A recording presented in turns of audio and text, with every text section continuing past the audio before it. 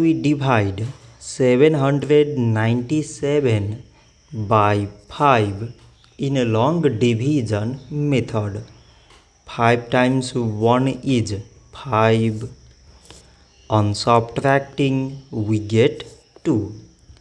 So now we put down this 9 and it is 29.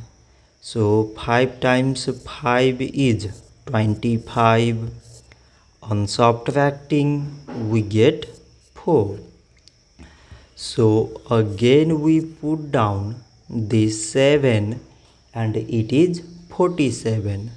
So 5 times 9 is 45. On subtracting, we get 2. So now we have no any other number to put it down. So we take here decimal, so that we put 0. So it is 20 and 5 times 4 is 20. On subtracting, we get 0. So 797 divided by 5 is 159.4.